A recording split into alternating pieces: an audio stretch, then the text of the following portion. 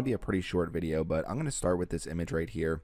So let's just say these keywords at the top are my targeted keywords. So farmhouse shelving, farmhouse shelves, and farmhouse shelves, the modified broad match version. Now some examples of close variant keywords would be floating farmhouse shelf. So you can see shelf right here isn't actually targeted anywhere up here, but that's considered a close variant.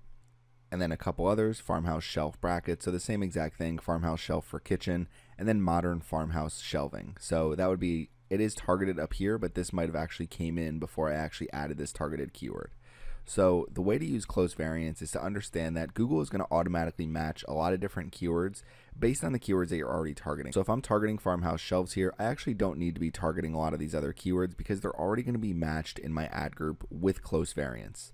So we're going to come over here to Google real quick to go over the definition. So let's say close variants allow keywords to match to searches that are similar but not identical.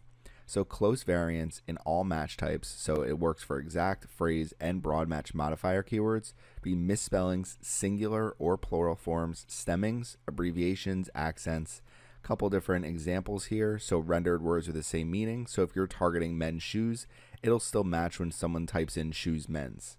If you're targeting something like men's shoes again, it'll also match for someone who types in shoes for men because they all have the same meaning. So if it's reordered, if it's misspelled, if it's a singular, if it's a plural form, you can still use close variants. So you're automatically opted into close variants. So the next thing I'm going to do is show you when you're setting up an ad group, how to use some best practices for close variants. So using the example from earlier with farmhouse shelves, let's just say, for example, I have a new ad group I want to create, farmhouse shelf brackets. What you would do is just come in here and let's just say we just want to target the modified broad match keyword version. So we'll do farmhouse shelf brackets and we'll set our default bid at $1. So then what you would do is when you have your other ad group here, so let's just pretend like we're creating another ad group for farmhouse shelves. Okay, so let's say we're setting up a new ad group here so you can see standard ad group. So we're just targeting keywords. We want to use farmhouse shelf brackets for our new ad group. Default bid $1. Farmhouse shelf bracket. So we're just targeting the broad match modifier version of that keyword.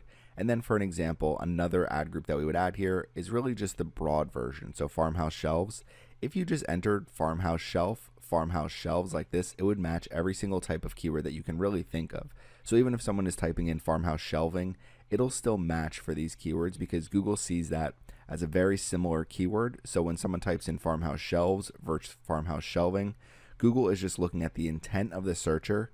So what you would want to do is maybe bid a little bit lower on this individual ad group with farmhouse shelves. And let's just say you're sending traffic to a page that looks like this. So a broad page, farmhouse shelves and rustic shelves. As you scroll down, you can see there's just a bunch of different shelves for sale that people can put in a farm style home.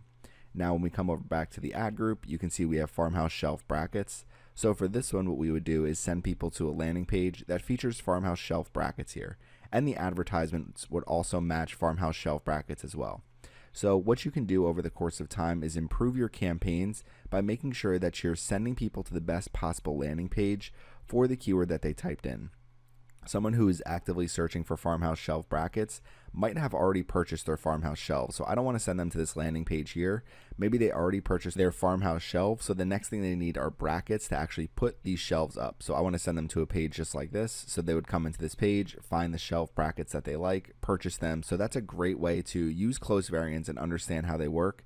And also as we come back over here, just understanding some examples of close variants. And you don't need to target every single keyword possible based on the way people would type it in. So if we come back over real quick, I don't need to type in something like, let's just say fam house. So let's just say someone forgets the R, or so let's just say you're doing farm and someone forgets the H. You don't need to type in all these misspellings. You don't need to type in something like farmhouse shelves. Let's just say someone types it in like that. You don't need to do all of that. Google is going to automatically match those for you with close variants. So we're going to come back over here. One final example.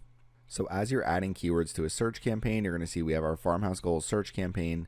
Any of these three keywords that we're targeting right here, so we have the phrase match version right here, the exact match version right here, and the modified broad match version right here.